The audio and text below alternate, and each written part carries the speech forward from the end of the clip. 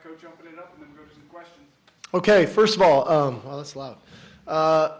Thanking our fans. I mean, this is, the 11 a.m. kicks I know are not always their favorite, but for them to show up today the way that they did, for our student section to stay until the end to sing the eyes with us, I thought was really, really cool. So that was a great part of the game. I'll start with the good.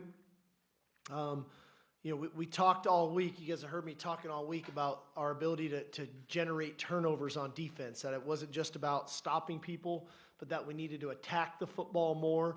And clearly we did that in the first half, getting the 4 turnovers in a variety of ways, and a bunch of different people creating those turnovers with Jelani with the tip, the interception, the forced fumble, Anthony Hill, 2 forced fumbles, Anthony Smith, forced fumble and a recovery, Trey Moore, fumble recovery, Jalen Gilbo. So a lot of different people, but a lot of similar people I talked about who could generate those turnovers during the week. And so the idea that our guys were able to, or that we were able to get what we emphasized, I thought was a huge component of that. I thought offensively, Arch played a really good game, that we were able to create explosive pass plays, and we're at our best as an offensive football team when we can run it and create those explosive pass plays. Parker Livingstone had a nice game. Jack Endries had a nice game. A lot of different people played, and so there was a lot of positives there that we were able to play complementary football, which a week ago I didn't think we did a great job of that. When we had opportunities to play as complementary as a team, we didn't. Today we did. We got turnovers. We turned them into points. So that was a real positive there. The game definitely got sloppy, and there's a ton of things that we need to improve upon as a team. 12 penalties, 115 yards, came a variety of ways. 2 turnovers. I think the one from Arch, lesson learned. Sometimes it's okay to say, wave the white flag, take the sack, or throw it away, and you kick a field goal, and he forced it there. I think he'll learn and grow from that. That's something that he's shown us to be able to do, is learn from mistakes as we go. But just you start playing a lot of young players, which we were playing a lot of young guys today. Some young player mistakes reared their ugly heads, and then we had a couple of veteran players make some mistakes today too. So we got to clean some things up, I think, in all 3 phases.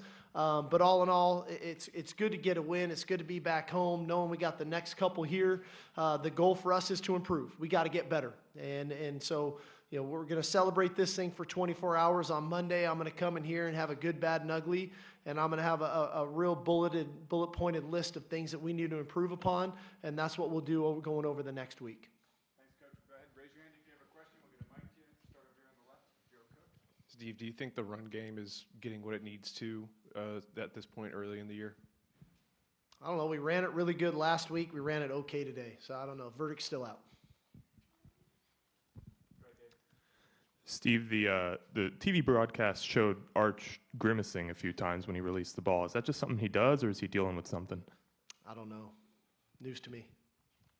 Jeff, go ahead. On the injury front, DeAndre, how is he doing?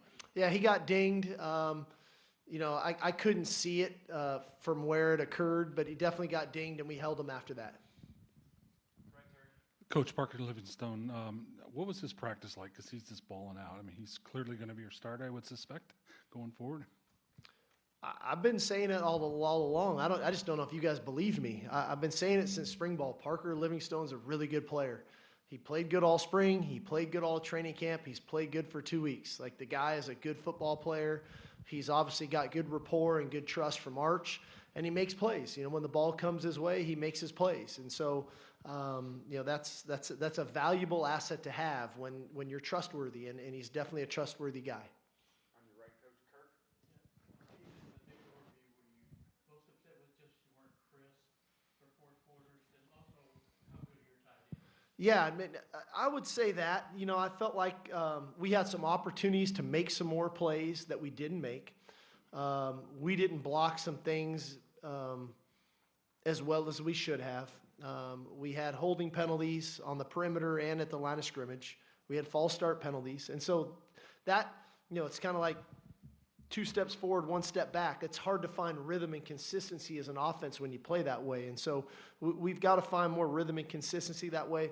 I think that from a tight end perspective, I mean, we played 5 guys today, and they all played a fair amount.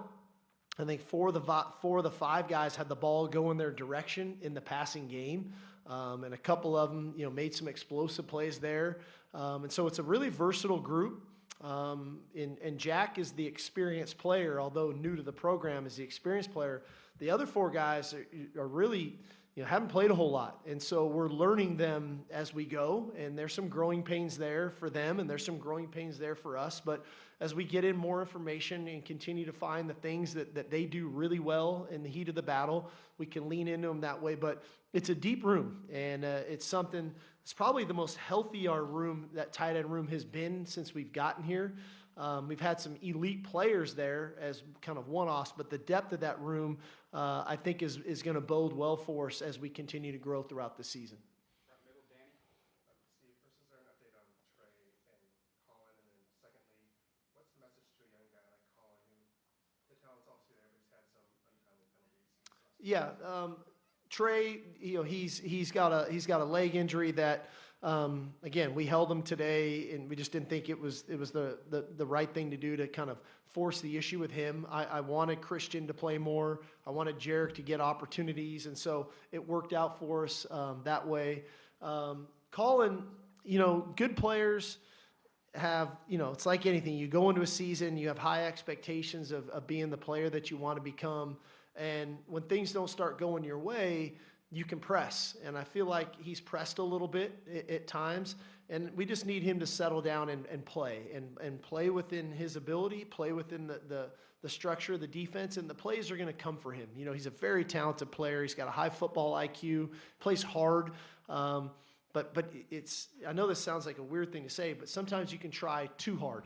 And you jump off sides, you hit the quarterback late because you're just wanting to get there so bad. So it's not about the want to, it's not about the effort, it's none of those things. It's just settling down and playing his game. And so, again, I think as our team in general goes, this is not the best version of Texas football this season that we're going to see.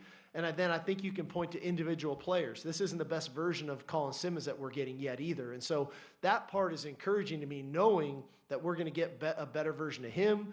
I think we're going to get a better version of a Ryan Wingo, so on and so forth, of guys that are going to continue to get better as the season goes, and then we'll get better as a team. Eric, can you make sure that mic's on?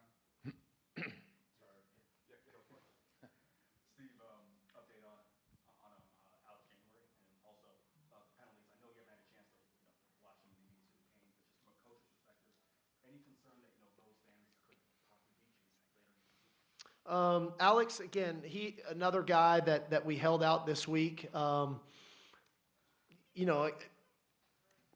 don't know, could we have pressed him into action or not? I know we got a really deep defensive line room. And again, I think about the big picture here with a lot of these injuries, especially early in the season. I think about the long road that we're hoping to go on.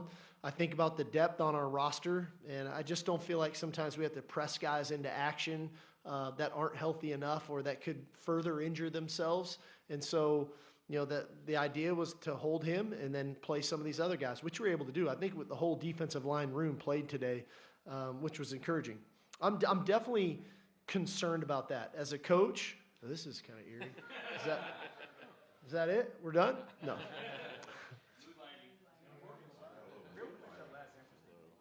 Yeah, I'll get there. No, I got you. Okay, as a team, as a coach, you always, unfortunately, I always see the things that I try to look through the rear. I try to look through the windshield, but I definitely don't not look in the rearview mirror as we go through games. And the timely penalties a week ago were critical to us not winning that game. The one touchdown drive they have, the first drive they have was 30 yards in penalties. And so when you come out today and you have 12 penalties for 115 yards, and it's easy to say, it was just this, it was this guy or that unit's problem. It was a variety of things. And so to me, that's part of our mental intensity and our focus as a team to do things the right way.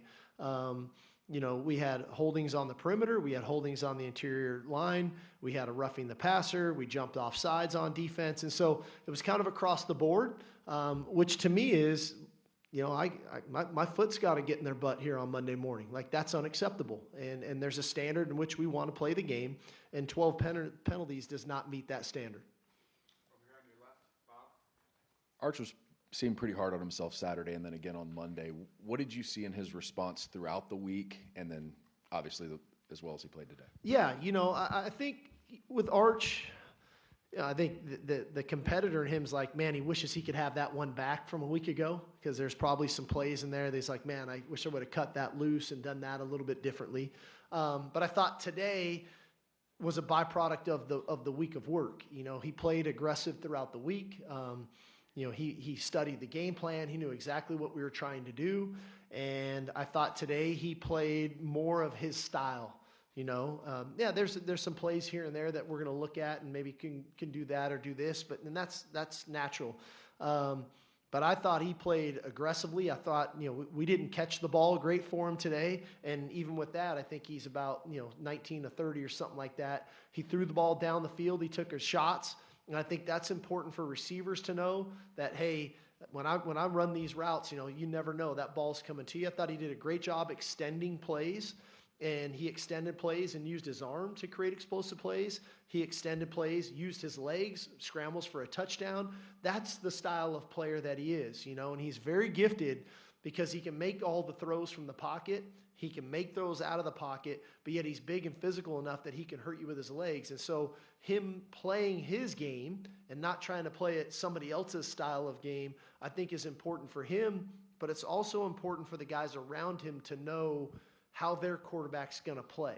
And, we got a holding penalty on a scramble. That was another scramble, big conversion down to Parker down there inside the 5. We get a holding on that. I think it was on DJ, that DJ learned from that rep, doesn't hold the guy on the next one that he scrambles for the touchdown on. He blocked the guy differently because he now has a mobile quarterback that's not just going to stand in one spot. So there's things that we're learning as we go as a team, but those are some of the growing pains that we have to work through. On your far left, center. Steve, how do you handle being that fine line between coaching him up hard and knowing that he's very hard on himself as a young quarterback?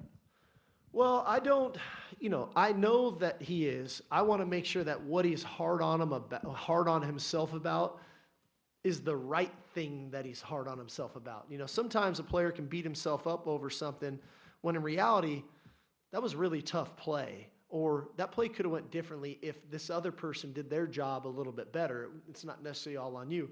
I'm hard on him on the things where I think maybe he's not playing within the spectrum of the play or the offense or his ability or his fundamentals for that matter. And so I think he's hard on himself differently than maybe I'm hard on him. But I'm also try to ease some of that when he gets hard on himself. I try to back himself off of that and try to make sure he's got the right amount of confidence when he goes and plays, because he's a very talented player. The guys rally around him. You could feel it today on the sidelines. Like, they really like playing with Arch. And that's important. We got to have that leadership on the offensive side of the ball. We've got a ton of leaders on defense. We got leaders that are growing into leaders on offense, and we need to make sure he grows into it the right way. On your far right, Coach, Chip. Steve, you played a bunch of guys who hadn't gotten in. Can you just talk about some of those performances that stood out to you just from, game? Yeah. No, I thought I'm going to just plays that pop into my head right now. Christian Clark, him playing for the first time. That's his first time ever playing for us, and I thought he had some nice runs. I thought Khalil Lockett had a really cool 4th down catch, right, in the game, his second catch of the game, but playing for the first time, playing football. I saw Xavier Filsamy with a nice PBU on a 3rd down, a guy who hasn't played really on defense, but has helped us on special teams. I saw some young defensive linemen in there, Josiah Sharma, Myron Charles in there playing their first live action, Nate Kibble on the offensive line. So a lot of guys playing their first opportunities. Hopefully we get more ops for more guys. That's the goal. But, as I tell the team, they all want each other to play, and that's the beauty of our team. Like, our starters want our 2s, our 3s to get in the game because they know how hard they work. But they have a responsibility to get them in the game. play a little cleaner, have less mistakes, score more points sooner, stop people more, and those guys are going to get in the game sooner, and they're going to get more reps. And so it goes hand in hand that they need to play well to get their buddies more opportunities to get in the game and to go play. And so that's part of it. But I thought we played a lot of guys today, and a lot of guys making their first opportunities of playing. Amari Winston, another guy, first time out there. So some cool stuff from some new faces and plenty to learn from. Hey, Coach, when you talk about some of the growing pains, how much on the offensive side of the ball do you attribute that to just the youth and some of the inexperience by some of the guys on there? But on the flip side, from the defensive side, you gave up 14 points last week and then only 7 points today. So if you're having growing pains on defense, then how good can this defense be? Yeah, no, I think, offensively, there's definitely some youth there. But there was a couple veteran guys that I didn't think they had their own blunders today too, and so that's on us as coaches that can't happen. I think defensively, like I said, I was so pumped about the turnovers because you heard me talking about them all week. To be a great defense, it's not just about stopping people; it's about taking the ball off of them, and it's about creating really good field position for your offense. That's how they really can impact the game. And our defense totally changed the momentum of the game today from the start by creating a short field for offense to go score, creating those turnovers.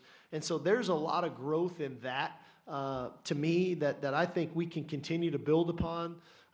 This was a unique style of offense with the run and shoot that was more run today than maybe we were a little bit anticipating.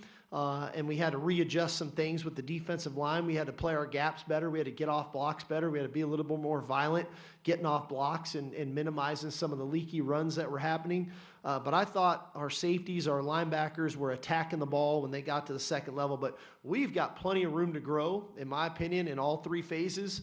And that's expectable. It's week 2.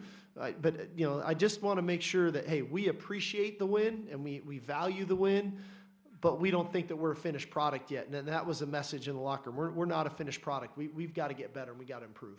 Got time for 2 last ones. Start with Corey on the left. Yeah, Sark, you just mentioned how the linebackers attacked the ball at the second level. What'd you like about the way Anthony Hill kind of set the tone defensively, creating those turnovers? And also, how do you like the way your offense complemented the defense by scoring after those turnovers? Yeah, no, it's a great point. Ant is, I think Anthony, Leonga, Ty Anthony, those guys all have a knack for attacking the ball, whether it's what we call a peanut punch or strip attempts. I mean, that is like innate in their style. Now, sometimes that can get lost in it, and so you have to refocus and recalibrate on what you're practicing in the week to remind them how good they are at stuff like that. But that's Anthony Hill. That's why he's been the player he's been for 2 years. He creates these explosive plays on defense, whether it's the sack fumbles, the punch outs, the interceptions, all the things that he does, and that generates the momentum in a game. But to your point, turnovers are great only if you do something with them when you get them. And I thought right away, the first 3 turnovers we get, those turn right into 21 points, and that's the momentum in the game. Now the crowd's involved, they're having fun. Like, it's all part of the cycle of what creates a home field advantage. And I thought that all showed itself there early in the ball game. Sark, Mason Shipley, I think it was a 47-yarder. You didn't have a lot of long ones last year. Yeah. When you have a kicker that makes that long field goal, how does that impact you as a play caller when you're there around the 30-yard line? Yeah, I mean, it's always tricky, with the flow of the game and what's happening and how you're playing and all that. I wanted to, I know this sounds odd, but I wanted to make sure I was at least getting him a field goal attempt today. He didn't have one last week with just the extra point. As the game was going today, I didn't intend it in that moment to get a field goal, but I wasn't upset that he had to go out there and kick a field goal. And would I've liked it to be maybe a 35-yarder? Sure. But the fact that he stepped in for a 47-yarder, calm, composed, knocked it through, that's going to be it. We're going to kick plenty of field goals as the season goes on, but I just didn't want it to go too long. It's like all of a sudden you go into week 3 and you still haven't kicked a field goal yet. Now that when you finally get that opportunity, the nerves can be a little bit different. So for him to get out there today and bang that through, I think was good for his psyche, and it was good for me, to your point, that, okay, this guy's a trustworthy guy.